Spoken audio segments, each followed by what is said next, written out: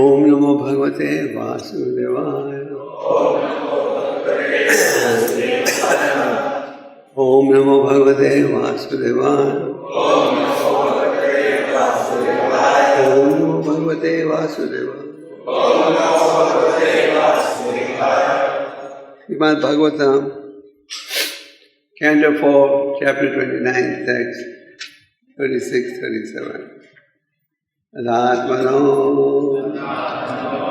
artha bhutasya yato anartha parampara samskriti tad vyavachedo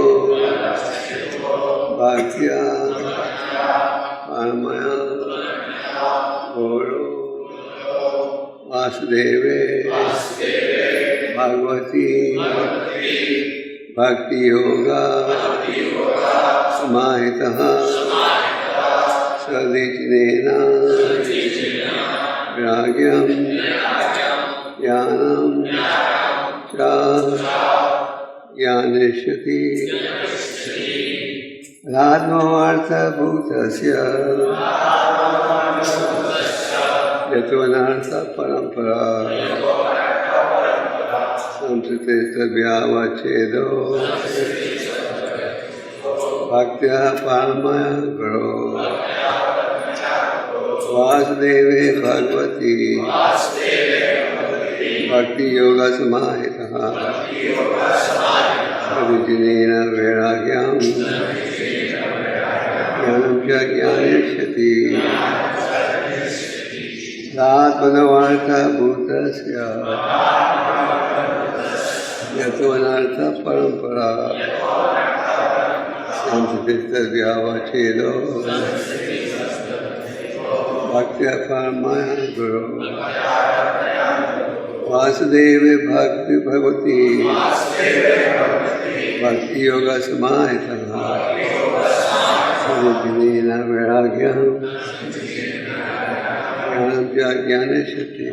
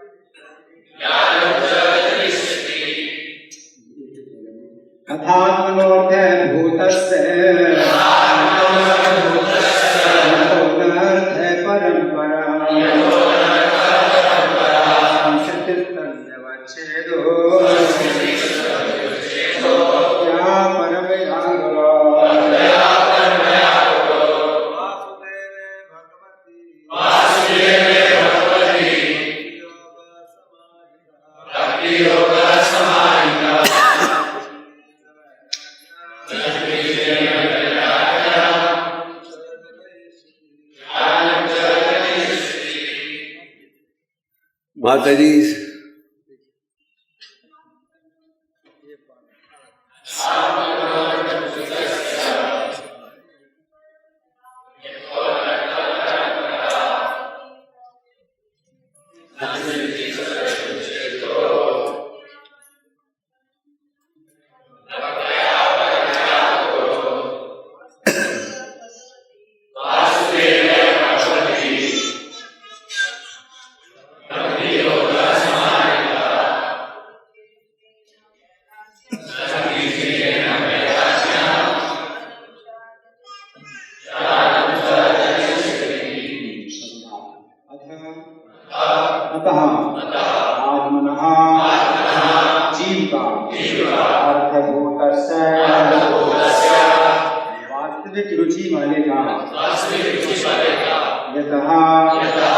जिससे अनर्थ अवांछित वस्तुओं का परंपरा श्रृंखला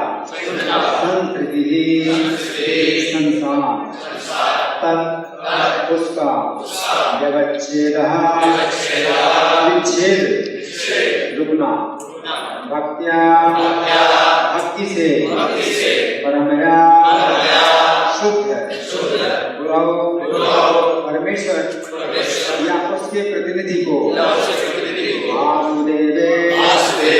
वासुदेव में भगवती भगवान भक्ति योगा भक्ति समाहिता एकाग्र चित्त पूर्ण रूप से वैराग्यम विरक्ति ज्ञानम पूर्ण ज्ञान तथा जनयिष्यति प्रकट करता है अतः आत्मनः जीव का अर्थभूतस्य वास्तविक रुचि वाले का जिससे अनर्थ अवांछित वस्तुओं का परंपरा श्रृंखला संस्कृति संसार तक उसका व्यवच्छेद विच्छेद रुकना भक्त्या भक्ति से परमया शुद्ध गुरु परमेश्वर या उसके प्रतिनिधि को वासुदेव में भगवती भगवान भक्ति योगा भक्ति समाहिता एकाग्र चित्त पूर्ण रूप से वैराग्यम विरक्ति ज्ञानम पूर्ण ज्ञान तथा जनयिष्यति प्रकट करता है मेरे जैसे बोले जीव का वास्तविक हित इसमें है कि वह अविद्या से निकले इसके कारण उसे बारंबार जन्म तथा मृत्यु सहनी पड़ती है। इसका एकमात्र निवारण है भगवान के प्रतिनिधि के माध्यम से उनकी ही शरण ग्रहण करना। जब तक मनुष्य भगवान वासुदेव की भक्ति नहीं करता तब तक वह ना तो इस भौतिक जगत से पूर्णतः विरक्त हो सकता है और न अपने असली ज्ञान को ही प्रकट कर सकता है। कृत्रिम भौतिक परिस्थिति से विरक्त होने का यही उपाय है। इसका एकमात्र निवारण है कृष्ण भावनामृत को अपनाना और भगवान वासुदेव की भक्ति में निरंतर लगे रहना। प्रत्येक व्यक्ति सुखी रहने का प्रयास करता है और इस सुख को प्राप्त करने के लिए जो विधि अपनाई जाती है वह स्वार्थ कहलाती है। दुर्भाग्यवश इस संसार के भीतर भटकता बद्ध जीव ये नहीं जानता कि उसके स्वार्थ का चरम लक्ष्य वासुदेव है। संस्कृति का प्रारंभ मोहग्रस्त देहात्म बुद्धि से होता है और इसके फलस्वरूप अनेक अवांछित वस्तुओं की श्रृंखला अनर्थ प्रारंभ हो जाती है। ये अवांछित वस्तुएं इंद्रिय तृप्ति के लिए वस्तुतः मानसिक आकांक्षाएं हैं। इस प्रकार मनुष्य इस संसार में विभिन्न प्रकार के शरीरों को धारण करता है। मनुष्य को पहले मन को वश में करना होता है जिससे मन की आकांक्षाओं की शुद्धि हो सके। ये विधि नारद पंजरात्र में सर्वोपाधि निर्मुक्तम तत्तरम के रूप में वर्णित है। जब तक मन शुद्ध नहीं हो जाता इस भौतिक स्थिति से छुटकारा पाने का प्रश्न ही नहीं उठता। जैसा कि श्रीमद् भागवत 1:6 में कहा गया है, अनर्थोपशमं साक्षात् भक्ति योगमधोपनिषे लोकस्य जानतो विद्वान सत्रे सात्विक संहिताम। जीव के भौतिक क्लेश जो उसके लिए व्यर्थ है भक्ति की विधि अपना लेने से दूर किए जा सकते हैं, किंतु सर्वसाधारण इसे नहीं जानता। तथा विद्वान व्यासदेव ने इस वैदिक साहित्य का संकलन किया जो परम सत्य से संबंधित है। अनर्थ अर्थात अवांछित वस्तुएं एक जीवन से दूसरे तक चलती रहती हैं। इस बंधन से निकलने के लिए मनुष्य को पूर्ण पुरुषोत्तम भगवान वासुदेव कृष्ण की भक्ति करनी होती है। इस प्रसंग में गुरु शब्द महत्वपूर्ण है। इसका भारी या श्रेष्ठ के रूप में किया जा सकता है। श्री ऋषभ देव ने अपने पुत्रों को उपदेश दिया था, गुरु न साक्षात नमोचियः समुपेत्य मृत्यु। जब तक अपने शिष्य को जन्म मृत्यु के आवागमन से बाहर ना निकाल सके, मनुष्य को चाहिए कि वह गुरु का पद स्वीकार ना करे। भागवत 5:5-18। ये संसार वास्तव में विभिन्न प्रकार के कर्मों की क्रिया प्रतिक्रिया घात प्रतिघात की श्रृंखला है। यही जन्म तथा मृत्यु का कारण है। इस क्रिया को वासुदेव की सेवा में लगकर ही रोका जा सकता है। भक्ति उन कार्यों को सूचित करती है जो भगवान वासुदेव की सेवा में संपन्न किए जाते हैं। क्योंकि भगवान वासुदेव सर्वश्रेष्ठ हैं, अतः मनुष्य को देवताओं की सेवा न करके उनकी सेवा में लगना चाहिए। भक्ति का शुभारंभ नवदीक्षित अवस्था से लेकर भगवान की प्रेम भक्ति तक विस्तारित है। सभी अवस्थाओं का अभिप्राय भगवान वासुदेव को प्रसन्न करना है। जब मनुष्य वासुदेव की भक्ति में अत्यधिक अग्रसर हो जाता है तो वह शरीर की सेवा से पूर्ण रूप से विरक्त हो जाता है और इस प्रकार विरक्त होकर वह ज्ञान में पारंगत हो जाता है और भगवान वासुदेव की सेवा में संलग्न हो जाता है। श्री चैतन्य महाप्रभु का कहना है, जीवेर स्वरूप है कृष्ण दास। प्रत्येक जीव अपनी स्वाभाविक स्थिति के फलस्वरूप कृष्ण का चिर दास है। जो ही वह भगवान वासुदेव की भक्ति प्रारंभ करता है उससे उसकी स्वाभाविक स्थिति प्राप्त हो जाती है। ये स्थिति मुक्त अवस्था कहलाती है। मुक्ति अन्यथा रूपम स्वरूपेण अवस्थिति ही। मुक्त अवस्था में मनुष्य अपनी मूल कृष्ण भक्ति की स्थिति में रहता है। वह मैं तथा मेरा के मोह के अंतर्गत संपन्न की जाने वाली अनेक प्रकार की सेवाओं, सामाजिक सेवा, राष्ट्रीय सेवा, जाति सेवा, कुत्ते की सेवा, वाहन सेवा आदि को तिलांजलि दे देता है। जैसा कि भागवत 1:7 में व्याख्या की गई है, वासुदेवे भगवती भक्ति योगा प्रयोजिता विरत्याशु वैराग्यम ज्ञानम चेतम। श्री कृष्ण की भक्ति करके मनुष्य तुरंत अहेतु की ज्ञान तथा इस संसार से विरक्ति प्राप्त कर लेता है। इस प्रकार मनुष्य को किसी भौतिक इच्छा, मानसिक चिंतन या कर्म के बिना वासुदेव की सेवा में लग जाना चाहिए। ओम ज्ञानतिमिरन्दस्य ज्ञानाञ्जनाशलाकया चक्षुरुन्मिलितं येन तस्मै श्रीगुरवे नमः। श्रीचैतन्यमनोभीष्टं स्थापितं भूतले स्वयं रूपा कलामयं वन्देऽहं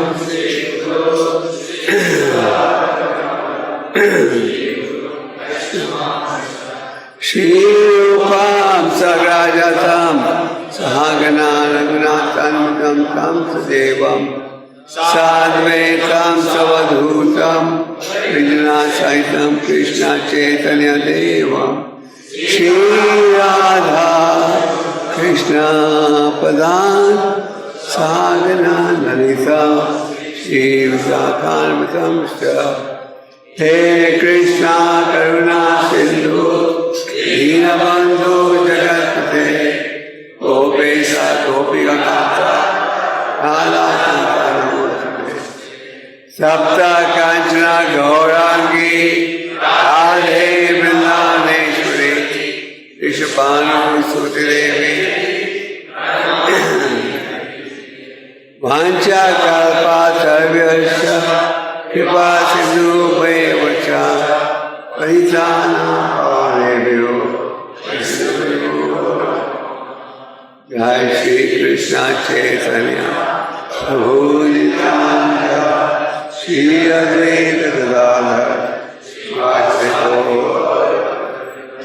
हरे कृष्णा कृष्णा कृष्णा हरे हरे हरे राम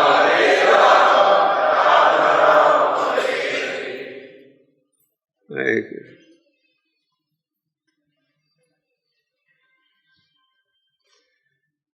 हरे कृष्ण। सात्मनो अर्थ भूतस्य यतो नर्थ परम्परा संस्थित व्यापचेदो भक्त पर माया गुरु। वासुदेव भगवती भक्ति योगा समाहितः सदैचिनेन वैराग्यम ज्ञानम च अज्ञाने। नारद मुनि यहाँ शिक्षा दे रहे हैं। किसे शिक्षा दे रहे हैं? हाँ, बैठना पड़ेगा। इस 34 स्कंद के 25वें अध्याय से ये पुरंजन की कथा पढ़ रहे हो, सुन रहे हो। नारद मुनि मिले राजा परीक्षित परीक्षित से। उन्होंने देखा कि राजा ने अपने बेटों को तो भेजा है तपस्या का पालन करने के लिए, पर राजा खुद जुड़ा हुआ है किसमें? भौतिक कार्यों में, सकाम कार्यों में। तो भगवान के जो भक्त हैं उनकी सदा यही इच्छा रहती है कि पूरा समाज सुखी बने। और खास करके नारद मुनि वो तो अत्यंत दयालु हैं। उनके मन में एक ही भाव रहता है, हर व्यक्ति को भगवान के साथ जोड़ा जाए। जैसे कुछ दिन पहले आपने नृसिंह चतुर्दशी मनाई और प्रहलाद महाराज की लीला भी सुनी होगी। तो प्रहलाद महाराज के मन में सदा एक ही भाव था, कैसे जोड़ा जाए सबको भगवान की सेवा में। हालांकि उनके पिता ने अत्यंत प्रयास किया कि प्रहलाद की भक्ति समाप्त हो जाए, जो आकर्षण है भगवान के प्रति वो टूट जाए। और प्रहलाद को अनेक प्रकार की कठिनाइयों का भी सामना करना पड़ा। उदाहरण के लिए उन्हें पहाड़ों की चोटी से फेंका, घिरलू सांपों ने घेरा, जहर खिला गए, पर हर स्थिति में भगवान ने उनकी सुरक्षा की। और प्रहलाद ने प्रचार का कार्य नहीं रोका। जब हिरण्यकशिपु को पता लगा कि प्रहलाद के प्रभाव से सारे असुर विद्यार्थी वो भी भक्त बन गए, हिरण्यकशिपु ने निर्णय किया अब मुझे इस बच्चे को मार देने लगे। तो फिर भगवान प्रकट हुए। भगवान के जो भक्त हैं उनके मन में यही भाव रहता है कि भगवान का संदेश दिया जाए सबको। तो महाराज नारद मुनि ने देखा ये महाराज कुछ बड़े भौतिक कार्यों में जुड़े हैं, सकाम कार्यों में जुड़े हैं। तो उन्होंने उन्हें कहा इसका क्या लाभ। और पिछले 4 अध्यायों में अब नारद मुनि की शिक्षा प्राप्त कर रहे हो। किस प्रकार नारद मुनि ने कहा कि भौतिक व्यक्ति का जीवन कितनी तेजी से समाप्त होता है, और नारद मुनि ने उन्हें आध्यात्मिक शिक्षा दी। इस अध्याय के आरंभ में राजा ने नारद मुनि से कहा कि आपकी शिक्षा तो मैंने सुन ली है, पर मुझे पूरी तरह समझ नहीं आ रही, तो आप कृपा करके और गहराई के साथ मुझे शिक्षा दीजिए। आप भागवतम के कई लीलाओं में ये पढ़ते हो, जैसे कि जब भारत ने मां रघुनाथ को शिक्षा दी जीवन के लक्ष्य के विषय में, रघुनाथ ने शिक्षा ग्रहण की। फिर रघुनाथ ने कहा मैंने सुन तो लिया है, पर ध्यान से मुझे पूरे रूप से समझ नहीं आई ये शिक्षा, आप फिर से दीजिए। तो जब भारत ने फिर से गहराई के साथ ये शिक्षा दी।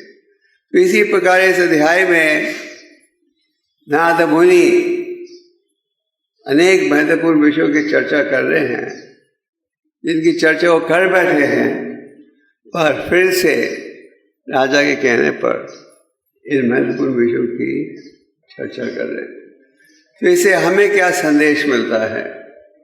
इससे हमें ये संदेश मिलता है कि अगर हम ध्यान से इस शिक्षा को समझना चाहें तो हमें निरंतर बार बार सुनना पड़ेगा। अगर हम ये सोचे कि एक बार हमने सुन लिया है बस और सुनने की आवश्यकता नहीं, तो ये ज्ञान हमें ठीक समझ नहीं आएगा। हमें नियमित रूप से रोज सुनना चाहिए। इसलिए भागवतम के प्रथम स्कंद में क्या कहा गया है? नास्ता परेशु भद्रेशु नित्यम भगवत सेवया। भगवती उत्तम श्लोक है, भक्ति भागवती नैसी। तो इस अध्याय में नारद मुनि अनेक महत्वपूर्ण विषयों की चर्चा कर रहे हैं, जिनकी चर्चा श्रील प्रभुपाद जी ने तात्पर्य में भी की है। तो यहाँ क्या कह रहे हैं? सबसे पहले नारद मुनि कह रहे हैं कि जीवात्मा का सबसे महत्वपूर्ण कार्य क्या है कि हम अज्ञानता से निकलें। तो आप कहोगे अज्ञानता का क्या अर्थ? हमारे पास तो पीएचडी की डिग्री है, यह आध्यात्मिक अज्ञान।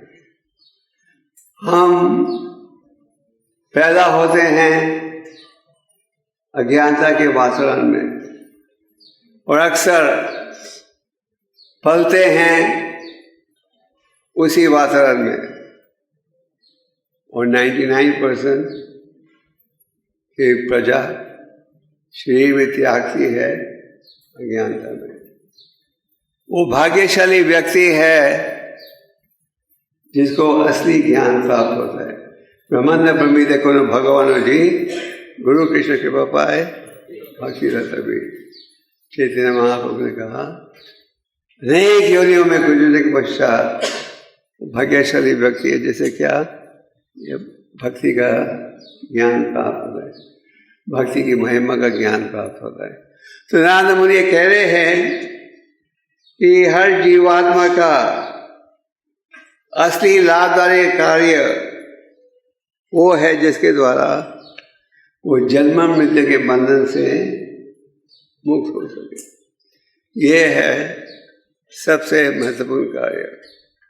जब श्री प्रभुपाद 1922 में पहली बार अपने गुरु महाराज से मिले, तो पहली मुलाकात में ही भक्ति सिद्धांत जी ने यह आदेश दिया, कहा तुम पढ़े लिखे युवक हो, ले जाओ महाप्रभु के संदेश को। कहाँ? पश्चिम देश में। तो प्रभुपाद जी ने कहा कि उस समय प्रभुपाद जी गांधी जी के स्वतंत्रता के आंदोलन के सदस्य थे। पहले हमें देश को स्वतंत्र बनाना पड़ेगा, फिर लोग हमारे संदेश को सुनेंगे। और भक्ति सिद्धांत जी ने कहा असली ज्ञान असली स्वतंत्रता है जन्म मृत्यु के बंधन से छुटकारा। ये होना चाहिए हम सबका उद्देश्य। शास्त्रों के द्वारा यही संदेश प्राप्त हो रहा है। जैसे इस समय आप पुरंजन की कथा सुन रहे हो, तो भागवतम में अनेक लीलाएं हैं, पर इन सब लीलाओं का निचोड़ या समरी एक ही है। वो क्या है? क्या है? हमें निष्काम भाव से शुद्ध भक्ति के मार्ग में जुड़ना चाहिए। तो वही विचार यहाँ नारद मुनि फिर से प्रस्तुत कर रहे हैं। कह रहे हैं कि हर जीवात्मा का असली लाभ जब है जब वो ज्ञान प्राप्त करे जिसके द्वारा जन्म मृत्यु के बंधन से मुक्त हो सके। तो ये जो जन्म मृत्यु का बंधन है, इसमें कष्ट ही कष्ट है। आप स्वर्ग लोक तक भी पहुंच जाओ, कष्टों से मुक्त हो सकते हो। जब हिरण्यकशिपु तपस्या कर रहे थे, ब्रह्मा जी ने उनसे पूछा इतनी गहरी तपस्या का क्या उद्देश्य है? हिरण्यकशिपु जब मंडारा पर्वत में गए थे, बड़ी गहरी तपस्या उन्होंने पाल। देवताओं के 100 वर्षों के लिए एक बूंद पानी नहीं पिया।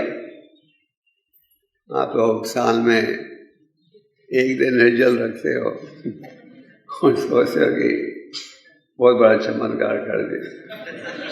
पर नारद मुनि ने हिरण्यकशिपु ने देवताओं के 100 सालों तक एक बूंद पानी का नहीं पिया। और अब योगा करते हो, योगा में कई बार अंगूठा में खड़े होकर हाथ ऊपर रखते हो, तो आप रख सकते हो कितनी देर के लिए? आधा घंटा। हिरण्यकशिपु ने देवताओं के 100 सालों के लिए हाथों को ऊपर रखा, आकाश कर देखते हो। ये कोई छोटी तपस्या। उसका उद्देश्य क्या था? कि मैं सनातन हो जाऊं, नित्य से बच जाऊं। और ब्रह्मा जी ने क्या कहा? ब्रह्मा जी ने कहा कि मैं तुम्हें वर कैसे दूं तो मुझे भी मृत्यु के सामने झुकना पड़े। तो ये जो जन्म मृत्यु का बंधन है, ये केवल कष्ट पहुंचाए।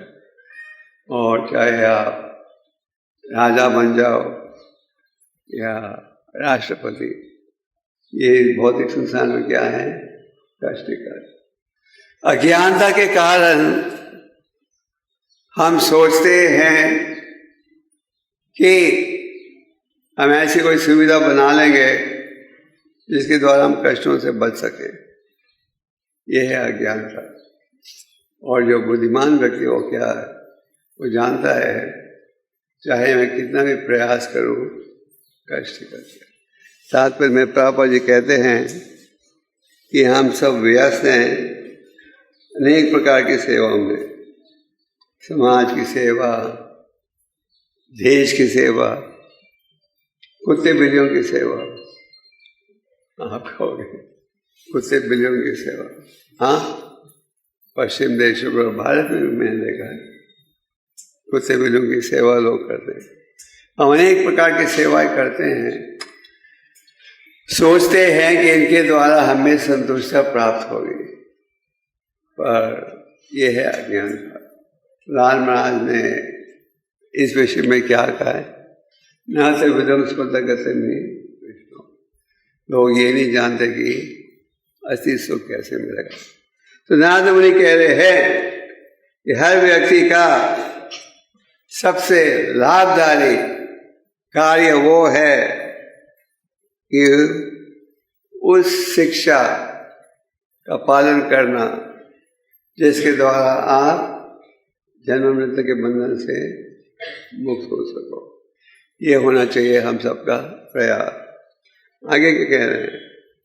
आगे नारद मुनि कह रहे हैं एक ही उपाय है, वो है कि हम परम भगवान की शरण लें, उनके प्रतिनिधि के माध्यम के द्वारा। तो ये है शास्त्रों का निर्णय। भगवद गीता का निर्णय क्या है? भक्त्या माम अभिजानते। भक्ति के माध्यम से ही तो मुझे जान सकते। भागवतम का निर्णय क्या है? भक्ति योग। तो नारद मुनि महान प्राचीन पढ़े के माध्यम से ये शिक्षा हम सबको दे रहे हैं। ये जो पुरंजन की कथा है, एक रूप से हम सब पुरंजन हैं। आप कहोगे हम सब पुरंजन बन गए, हम सब राजा पुरंजन बन गए। हाँ, Puranjan means owner of the body, देह का मालिक। तो हम राजा किस दृष्टि से हैं? इस दृष्टि से हम चाहें तो इस देह का सदुपयोग कर सकते हैं और चाहे तो दुरुपयोग कर सकते हैं। ये छूट है हम सबके पास। भगवान ने गीता का संदेश दिया अर्जुन से पूछा अंत में, क्या तुमने ध्यान से सुना? क्या तुम्हें अज्ञानता दूर हुई है? और अर्जुन ने जब कहा मैं मोह से मुक्त हो गया हूँ, भगवान ने क्या कहा, अब करो जैसे ठीक लगे। तो हम सब हैं राजा पुरंजन, हम सब के पास ये छूट है क्या कि हम चाहें तो देह का उपयोग कर सकते हैं शास्त्र के आधार पर, और चाहें तो इसका दुरुपयोग कर सकते हैं। आज आप समाज में क्या देखते हो? आज हम समाज में ये देखते हैं कि अधिकतर लोग प्रयास कर रहे हैं क्या, भौतिक समाज में किसी न किसी साधन से सुख प्राप्त करें। ये है समाज का प्रयास। जैसे प्रहलाद महाराज ने कहा, जब मैं देखता हूं कि किस प्रकार लोग दुख की स्थिति को सुख की स्थिति में बदलने का प्रयास कर रहे हैं, मुझे अत्यंत दुख आता है। यह है प्रयास। आपके बाल सफेद हो रहे हैं, रंग कर लो। बुढ़ापेपन के लक्षण आ रहे हैं तो सर्जरी करा लो। पर वास्तविकता क्या है? दुखा रहे हम अशांत। सिद्धार्थ मुनि कह रहे हैं कि हमें वो ज्ञान का पालन करना चाहिए जिसके द्वारा जन्म मृत्यु के बंधन से मुक्त हो सके। और आगे कहते हैं एक ही उपाय है। नारद मुनि ने ये नहीं कहा कई उपाय हैं, उनसे एक चुन लो। बड़े स्पष्ट रूप से इस श्लोक में और दूसरे श्लोकों में क्या कहा गया है? एक ही उपाय है। वो क्या है? परम भगवान के शरणागत होना। ये है शास्त्र का निर्णय, परम भगवान के शरणागत होना। और शरणागत होने के विषय में क्या कहा गया है? भगवान की शरण लो और ये ज्ञान भगवान के प्रतिनिधि या गुरु के सहयोग से स्वीकार करो। तो शास्त्रों में बड़े स्पष्ट रूप से शिक्षा प्राप्त होती है किस प्रकार भगवान के शरणागत होना चाहिए हमें, बड़े स्पष्ट रूप से। गुरु, साधु, शास्त्र। शास्त्र का अर्थ है भगवान की वाणी, धर्माम की साक्षात भगवत बनेगा। शास्त्र में भगवान की वाणी, और शास्त्र में किसी प्रकार की अपूर्णता नहीं, किसी प्रकार का दोष नहीं, किसी प्रकार की कमी नहीं। प्रभुपाद जी के ग्रंथों का अनुवाद जैसे आप जानते हो लगभग हर प्रसिद्ध भाषा में हुआ है, और सारे विश्व में लोग पढ़ रहे हैं उन ग्रंथों को। क्यों? क्योंकि इनमें सनातन उपदेश है। ये सोचना कि आज के आधुनिक युग में इस संदेश का लाभ नहीं उठा सकते, ये गलत है। तो शास्त्रों द्वारा हमें भक्तियों की महिमा का ज्ञान मिलता है, और जो साधु है, साधु वही संदेश देता है जो शास्त्र में है, और जो गुरु है वही संदेश आगे प्रस्तुत करता है जो साधु ने किया है। इसलिए कहा गया है गुरु साधु शास्त्र। साधु को वही कहना चाहिए जो शास्त्र में है, और गुरु को वही कहना चाहिए जो कि पहले साधुओं ने, आचार्यों ने दिया है। जैसे कि अगर आप प्रभुपाद जी के ग्रंथों को पढ़ो तो आप देखोगे कि प्रभुपाद जी के जो तात्पर्य भी हैं वो भी 100% निर्भर हैं जो हमारे आचार्यों ने शिक्षा दी है। जैसे कि भगवद गीता, भगवद गीता का तात्पर्य प्रभुपाद जी का निर्भर है, पालादेव विभूषण के तात्पर्य के ऊपर। उसी प्रकार जब प्रभुपाद भागवतम के तात्पर्य को डिक्टेट करते थे तो अपने सामने महानाचार्यों का जो तात्पर्य था उसे रखते थे, उनके तात्पर्य के इम्पोर्टेंट पॉइंट्स लेते थे और वही भाव प्रस्तुत किया प्रभुपाद जी ने अपने परपोर्ट्स में।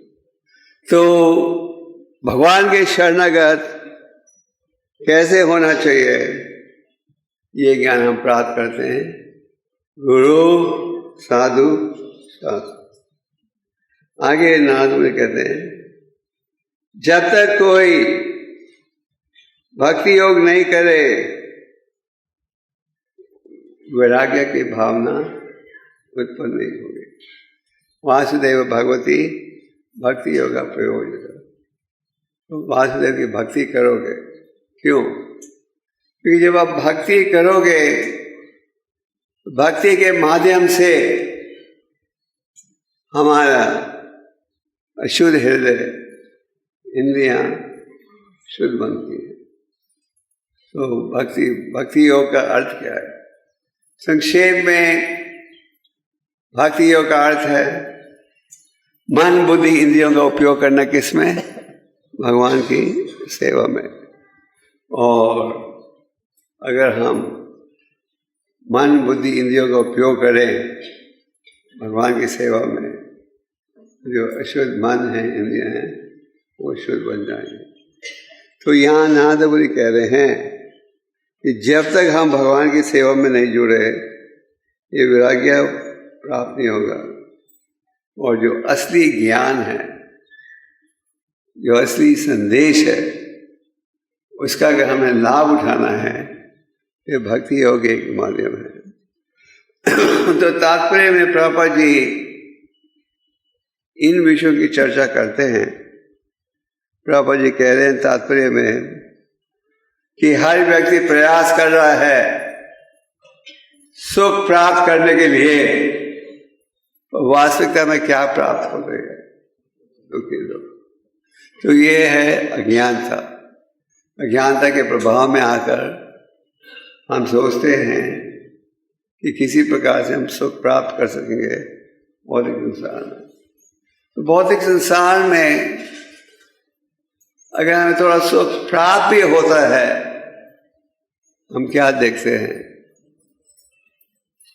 किसी समय में समाप्त हो जाता है, अस्थायी है। और अगर हमें असली सुख चाहिए, क्या है उपाय? भक्ति योग। ब्रह्मभूत प्रसन्नात्मन सोचती न संशति। जो व्यक्ति भक्ति योग में जुड़ेगा वो असली आनंद प्राप्त करेगा। तो इसी विषय की चर्चा प्रभुपाद जी कर रहे हैं। और प्रभुपाद जी कहते हैं आगे कि भक्ति योग में सफलता प्राप्त करने के लिए मन को क्या करना है? वही सुनाना है। नारद मुनि इस विषय की चर्चा गहराई के साथ कर चुके हैं। वो यहाँ तात्पर्य में प्रभुपाद जी कह रहे हैं कि अगर आपको भक्ति योग में सफलता चाहिए तो मन पर विजय प्राप्त करना बहुत आवश्यक है। आप देखोगे कि इस विषय की चर्चा शास्त्रों में बार बार की जाती है। गीता के अंत में भगवान क्या कहते हैं? मन मना भावा मत भक्तो मध्यान्हि मन माम वाशी सत्यम ते पति जने। मेरा चिंतन करो, मेरा भक्त बनो, मेरा स्मरण करो। तो मन का बड़ा महत्वपूर्ण स्थान है। जिस व्यक्ति ने मन पर विजय प्राप्त कर ली वो व्यक्ति हर स्थिति में सुखी रहेगा। और जिसने मन पर विजय प्राप्त नहीं किया, जो शैतान मन का दास है, वो कभी भी सुखी नहीं रहता। तो इसलिए शास्त्र में इस विषय की चर्चा की जाती है।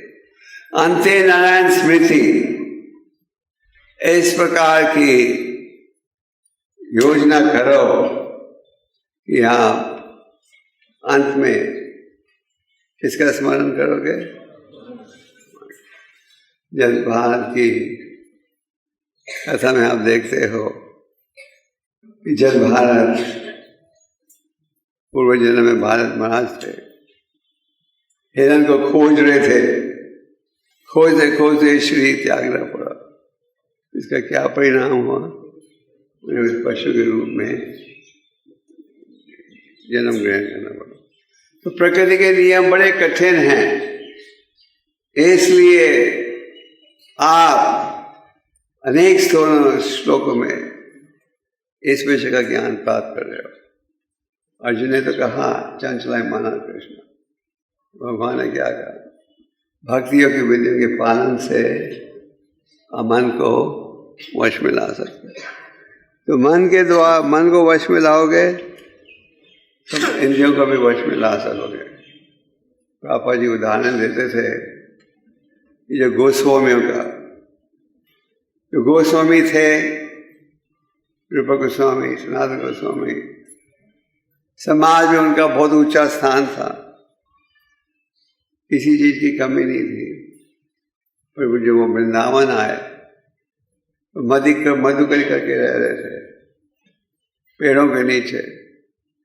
वो संतोष थे, क्यों? क्योंकि उनका मन वश में था, वो जुड़े हुए थे भक्ति योग में। तो मन पर विजय प्राप्त करने के लिए गीता में क्या कहा है? भक्तियों की विधियों का हमें पालन करना। ये सोचना कि मन को हम कभी वश में नहीं ला सकोगे, ये गलत है। मन चंचल है, तो भगवान ये भी कहते हैं कि भक्तियों की विधियों का पालन करोगे तो मन को वश में ला सकोगे। श्रवणम कीर्तनम विष्णु स्मरणम, श्रवणम कीर्तनम करोगे तो विष्णु स्मरण भी संभव हो पाएगा। अगर आपका श्रवणम कीर्तनम कमजोर रहेगा तो मन पर विजय प्राप्त करना भी।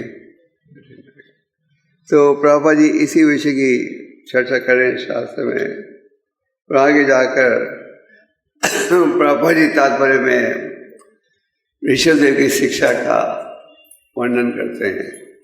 महाराज ऋषभदेव की शिक्षा आपको भागवतम के 5वें स्कंद में प्राप्त होती है।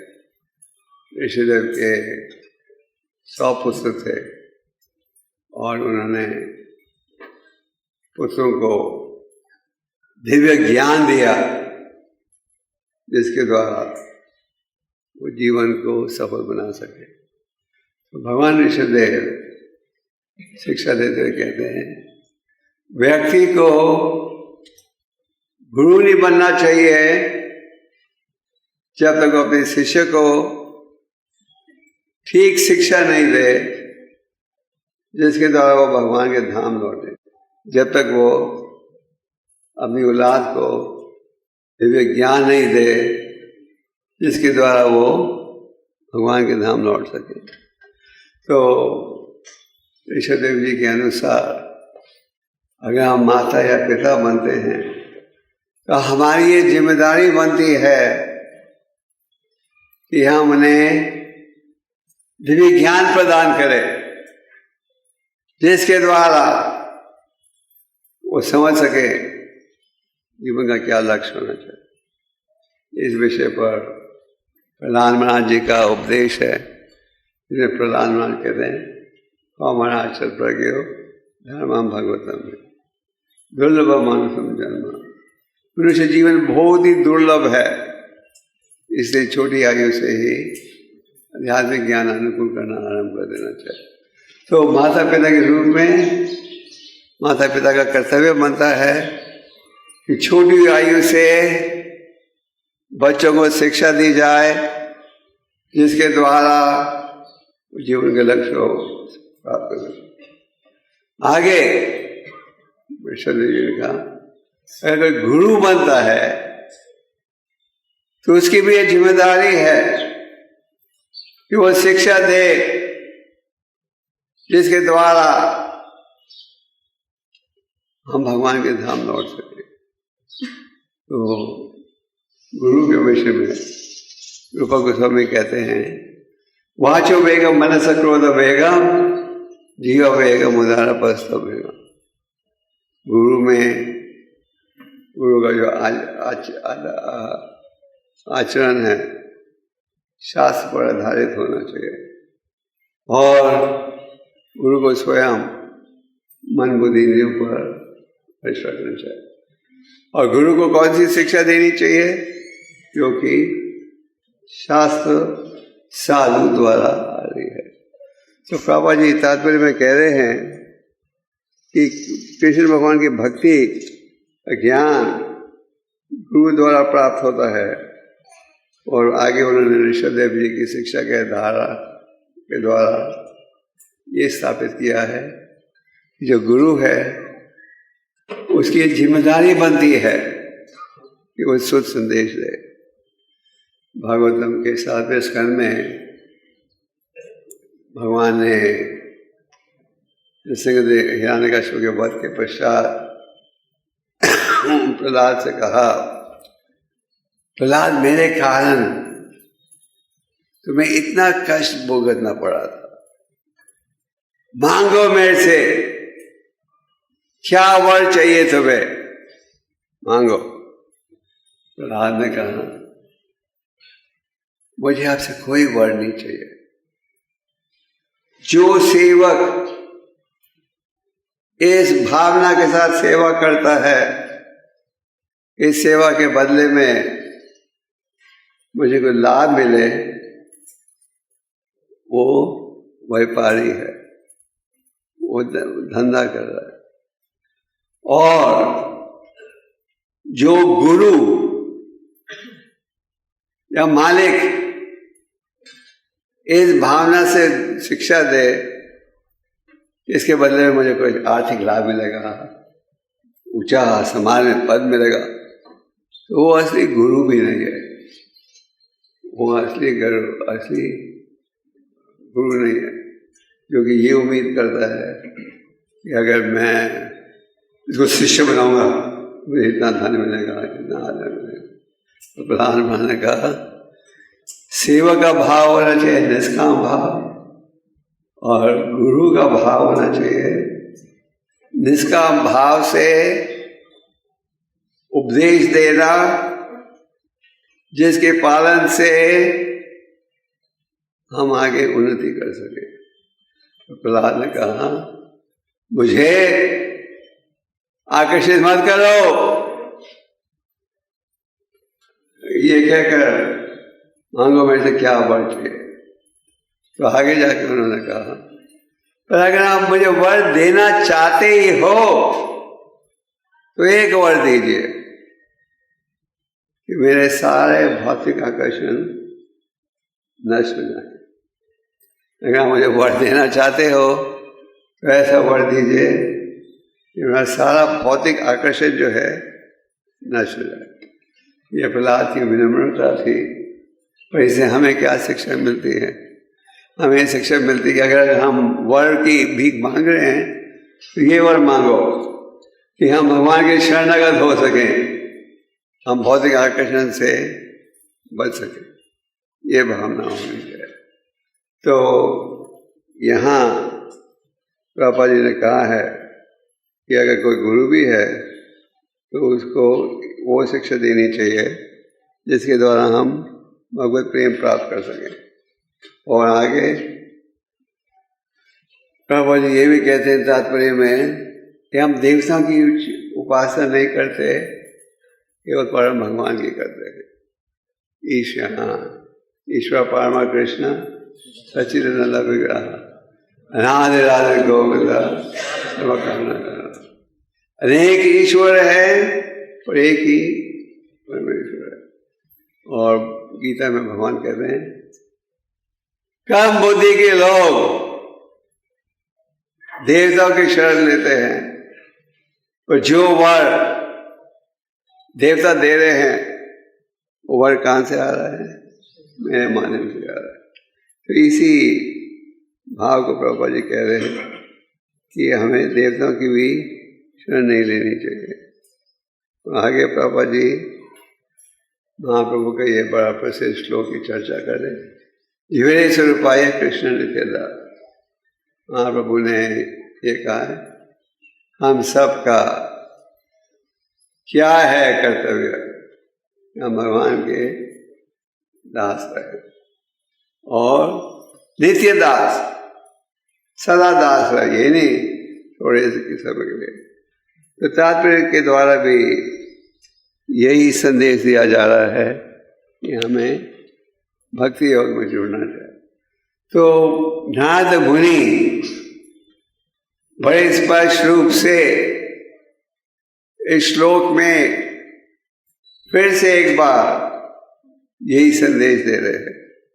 और अगर आप भागवतम को सुनोगे और पढ़ोगे तो देखोगे कि शुरू से अंत तक इसी महत्वपूर्ण विषय की चर्चा की जा रही है, अलग अलग तरीकों से।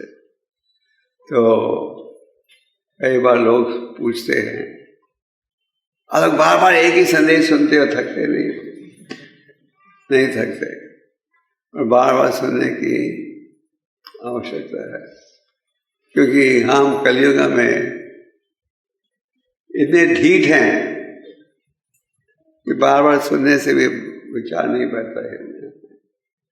तो हमें इसलिए बार बार सुनने की आवश्यकता है। साथ में इन ग्रंथों का अध्ययन भी बड़ा महत्वपूर्ण है। हमें सुनना चाहिए और पढ़ना चाहिए और भक्तों के संग में रहना चाहिए। इस प्रकार ये प्रेरणा प्राप्त होती है जिसके द्वारा आप भक्ति की विधियों का पालन कर सको। तो संक्षेप में आज के श्लोक में नारद मुनि कह रहे हैं कि हम सबका असली हित, असली लाभ, असली उद्देश्य ये होना चाहिए कि हम इस ज्ञान को प्राप्त करें जिसके द्वारा जन्म मृत्यु के बंधन से मुक्त हो सको। राजा विद्या राजा गुह्य। भगवद गीता के 9वें अध्याय में भगवान क्या कहते हैं, ये सब ज्ञानों का राजा है। ये है सबसे महत्वपूर्ण ज्ञान, ये ज्ञान जिसके द्वारा आप भगवत प्रेम अनुभव कर सकोगे। और आज के श्लोक में और आज के श्लोक को प्रभुपाद जी ने 2.5 पेज का तात्पर्य दिया है। और प्रभुपाद जी पूरे तात्पर्य में लगभग एक ही संदेश दे रहे हैं। वो है क्या कि हम सबका भाव होना चाहिए भक्ति योग में जुड़े। भक्ति योग का अर्थ क्या है? श्रवणम वेदनम। जब हिरण्यकशिपु ने बेटे को बिठाकर गोद में पूछा तो अनेक विषयों को की शिक्षा प्राप्त करते आ रहे हो, पर सबसे महत्वपूर्ण शिक्षा क्या थी जो तुमने प्राप्त की स्कूल में? तो प्रहलाद ने क्या कहा? ये विष्णु स्मरण पाल आज मुझे दर्शन सके मार्ग में। ये है भगवान के शरणगत होने का मार्ग। ये सब आरंभ होता है श्रवणम के साथ। हमें इस विषय पर ध्यान देना चाहिए और हमारा प्रयास रहना चाहिए कि हम इस पर बल दें, प्रयास करें ध्यान की उन्नति करने का।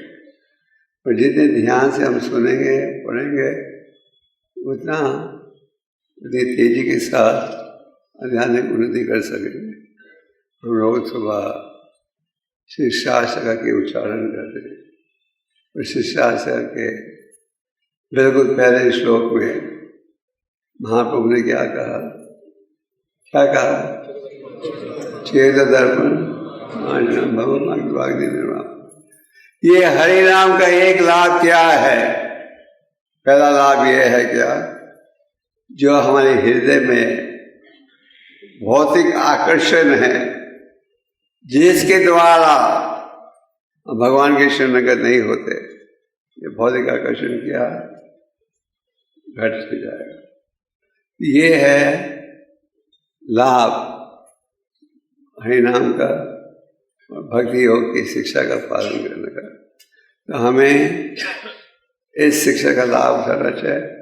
हमारा भाग्य ये है कि श्रील प्रभुपाद जी ने पूरा ज्ञान दिया है ग्रंथों में, तात्पर्य में।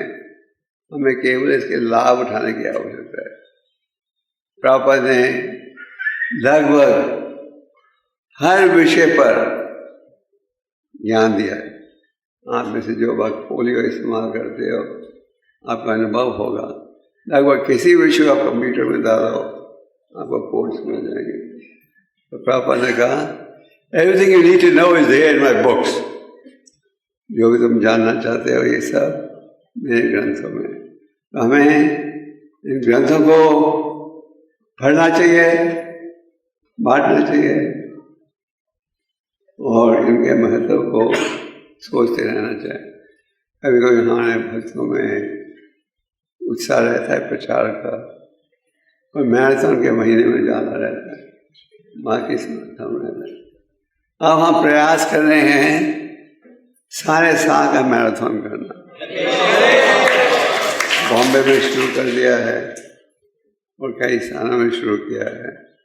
सारे साल मतलब महीने में एक वीकेंड जिसे सब प्रिया सब आदमी जा सके, इस प्रकार की योजना रखें। क्यों? सारे साल लोग भूखे ज्ञान के लिए। कई बार हम सोचते हैं कौन लेगा ये ज्ञान को। हजारों लोग राह देख रहे हैं, कब कोई हरे कृष्ण का भक्त आएगा हमें संदेश देने के लिए। हजारों लोग सोच रहे हैं। हम कंफ्यूज हैं जिंदगी में, हमें ये नहीं पता क्या करें। अभी सब जुड़ रहे थे फेसबुक, गूगल, सोशल मीडिया में। अब वो देख रहे हैं सोशल मीडिया से भी बच्चों की बुद्धि खराब हो रही है। अब बड़े बड़े ये भौतिक करोड़पति कह रहे हैं फेसबुक इन सब चीज़ें हमारे बच्चे खराब हो रहे हैं। तो कई लोग खोज रहे हैं शांति का उपाय, उन्हें पता नहीं कैसे। अगर हम प्रचार के लिए जाएं, हमेशा कोई ना कोई मिलेगा जो इस संदेश की राह देख रहा है। अब कोई भक्त आएगा मुझे ये संदेश दे रहे।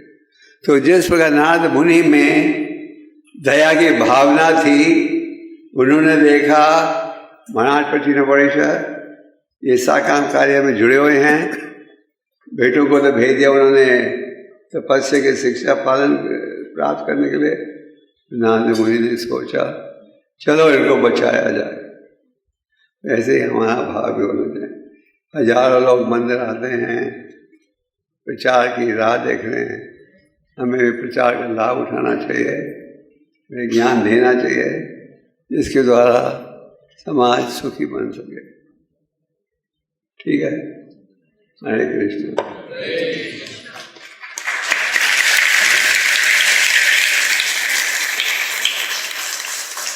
कोई प्रश्न? हाँ,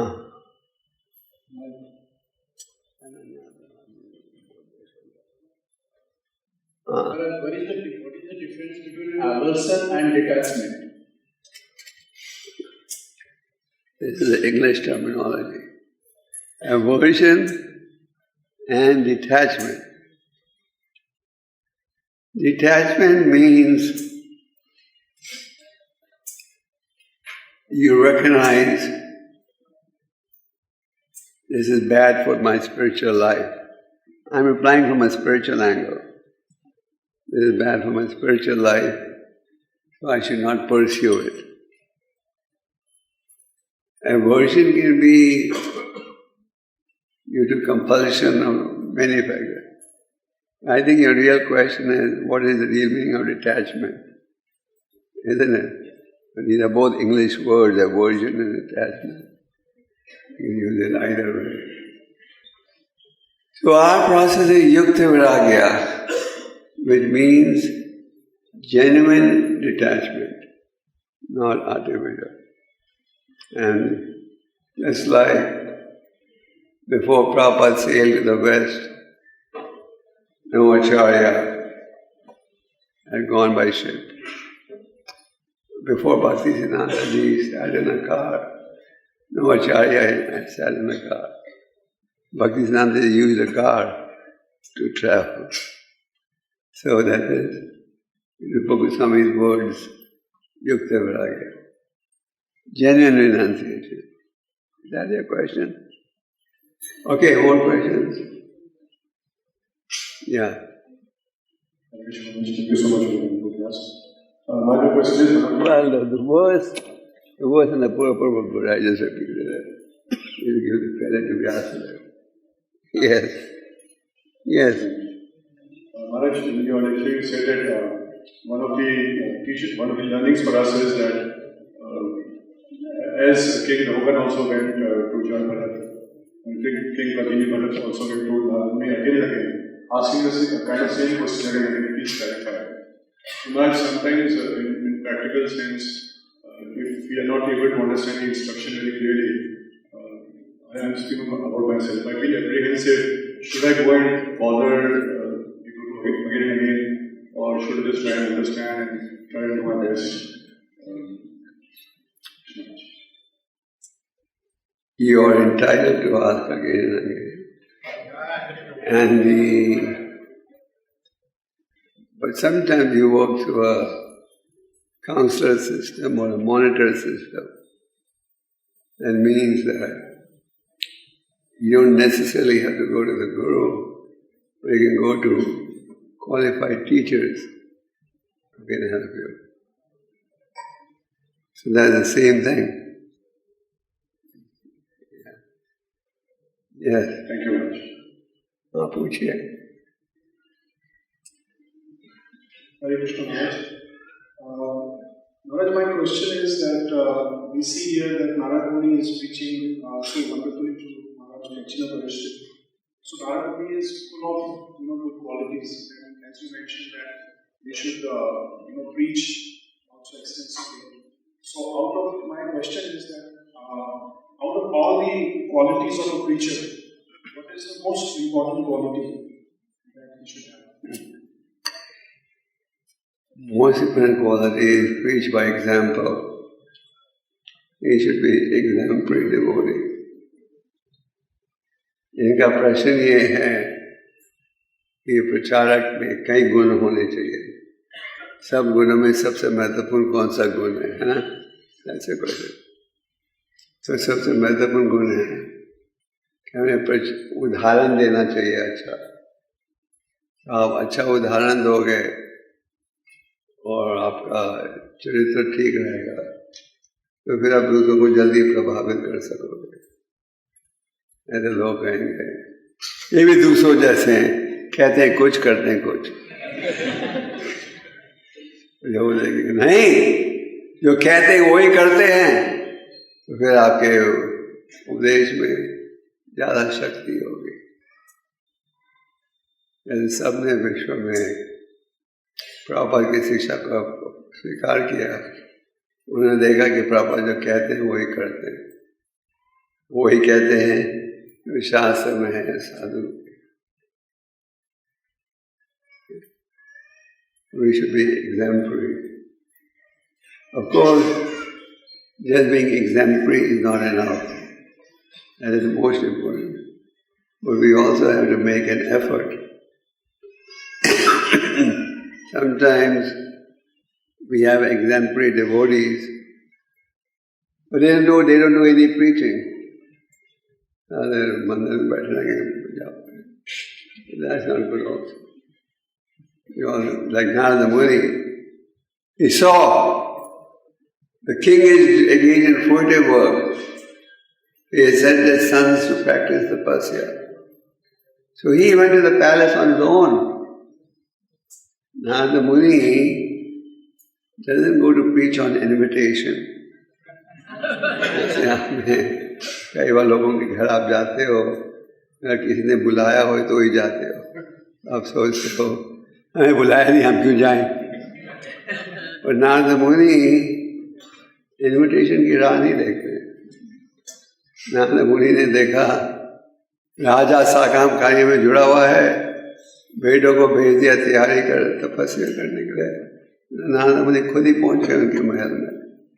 तो प्रचारक को खुद ही पहुंच जाना चाहिए हर जगह, ये नहीं कोई बुलाएगा तो हम जाएंगे। तो ये है, ये उत्साह होना चाहिए कि हम बिना बुलाए पहुंच जाए, इन्विटेशन की राह मत जाए, विदाउट इन्विटेशन, है कि नहीं? There is one devotee in Jodhpur. I was traveling with him. Her red light में वो गीता पढ़ता है। वो भी गाड़ी अपनी गाड़ी में होता है, साइड की गाड़ी को में बांटता है। So he tells me every day he meets people, nice people who get interested. Okay, more questions? हरे कृष्ण महाराज, जैसे 3 तरह के डिवोटी होते हैं, उत्तम कोटि के, मध्यम कोटि के और निष्ठाधिकारी। तो महाराज कैसे, जैसे कहा जाता है हमें कि तीनों के साथ व्यवहार करना चाहिए, तो हम कैसे पहचानें कि उच्च कोटि के भक्तों ने कैसे पहचाने का निष्ठाधिकारी कौन है, मध्यम कौन है? कठिन कार्य है। तो सबसे बेहतर है आप सबके दास बन जाओ। आप सबके दास बन जाओगे तो कोई चिंता नहीं रहेगी कौन मध्यम है कौन उत्तम है। हमारी समस्या है हम सबके स्वामी बनना चाहते हैं, है ना? अब यही सोचो हम सबके दास हैं और ये भाव रखोगे तो सबके प्रति आदर का भाव रहेगा। अगर आप कोई नेता भी हो, तुम्हारा भाव होना चाहिए हम सबके दास हैं। ये नहीं कि हम ऊंचे पद पर हैं, DVC, गुरु, प्रेसिडेंट, तो सब हमें नमस्कार करें। हमें भाव ही होना चाहिए हम सबके नौकर हैं, सबके सेवक हैं। तो ये भाव होना चाहिए हर भक्त में, चाहे सीनियर हो या जूनियर हो, फिर अच्छा वातावरण रहेगा। ठीक है, आप पूछिए। माइक के जीवन में जो माइक में बोल दो। हरे कृष्ण महाराज, माय क्वेश्चन इज दैट भक्त के जीवन में जो दुख आता है, जो कष्ट होता है, जो फाइनेंशियल क्राइसिस भी होती है, उसको कैसे समझे? उसका अपना कर्म है कि भगवान का मार्ग होती है? हम ये सोचते हैं कि अभी हम भक्त बन गए तो दुख का चेहरा नहीं देखना पड़ेगा, हम कभी बीमार नहीं होंगे, हमारा इन्वेस्टमेंट ऊपर ही जाएगा स्टॉक मार्केट में, हमें हर जगह से लाभ होगा। हम भूल जाते हैं कि हम सबका कर्मों का इतिहास भी है। भगवान की कृपा से कष्टों का कोटा घट जाता है। पापा जी उदाहरण देते थे, पंखा तेजी से चल रहा है, स्विच बंद करोगे तो पंखा बंद हो जाएगा आस्ते आस्ते। तो ये उम्मीद नहीं कर सकते कि अभी हम भक्त बने तो किसी प्रकार का कष्ट नहीं हो। अगर आप पांडव भाइयों का देखो, हरिदास ठाकुर के जीवन को देखो, अब देखते हो प्रॉपर के जीवन को, अनेक प्रकार के कष्टों का सामना करना पड़ा। और कुंती महारानी तो कहती है भगवान के कष्टों को बढ़ाओ, विपाद संतता सजा, जितना बढ़ाते हो उतनी ज़्यादा मैं आपके चरण कमलों का शरण देती हूँ। तो भक्त को जब कठिन स्थिति आती है उसे सोचना चाहिए भगवान की कृपा से इतनी छोटी मात्रा में ये कष्ट आ रहा है। ये नहीं, मुझे कष्ट क्यों दिया आपने? Yes yes.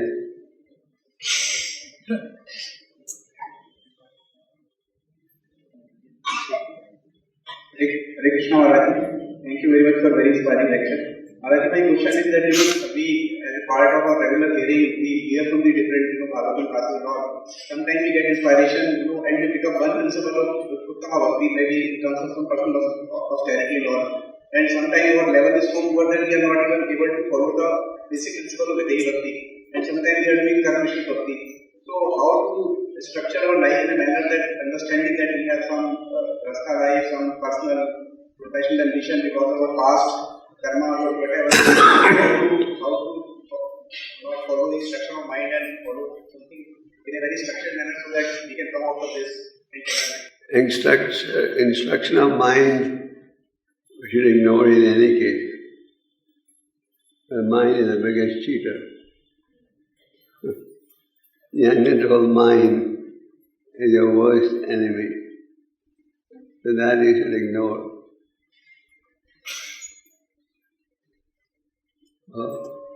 And just follow the direction of Guru Sadhu Shastra. You have counselors, take their help. If that's not enough, you can go to more senior counselors. If that's not enough, you can go to the next level. People are always ready to help you. Is that your question? Yes. Oh.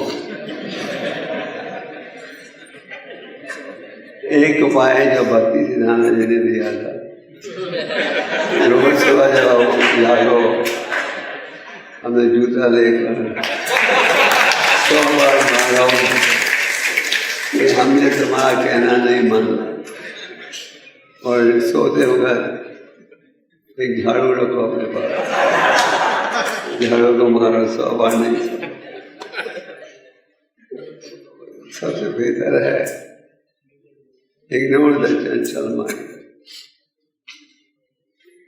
Everything most important is chanting.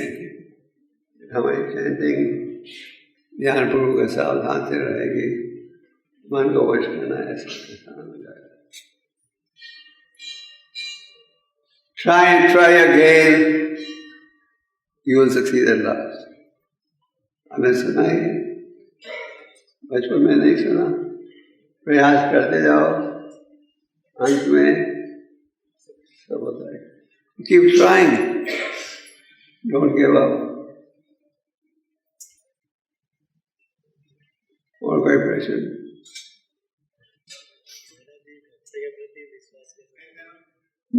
भक्तों के प्रति विश्वास, भक्तों के प्रति मतलब आपके जो लीडर्स हैं उनके प्रति।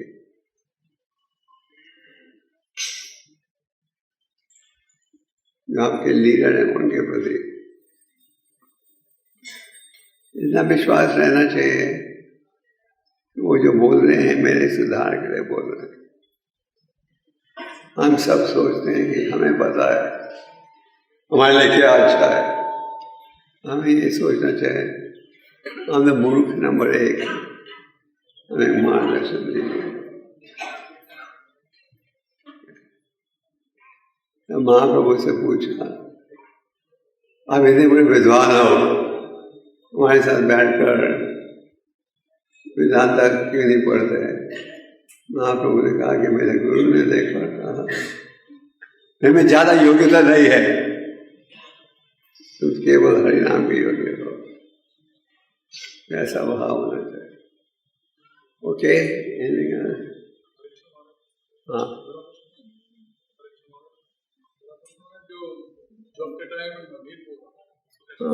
जब के टाइम ये कोई नई बीमारी नहीं है, ये पुरानी बीमारी है। जब के टाइम नींद आना, भगवत क्लास में नींद आना, मंगल आरती में नींद आना, और प्रशांत के वक्त सावधान है। ये पुरानी बीमारी है।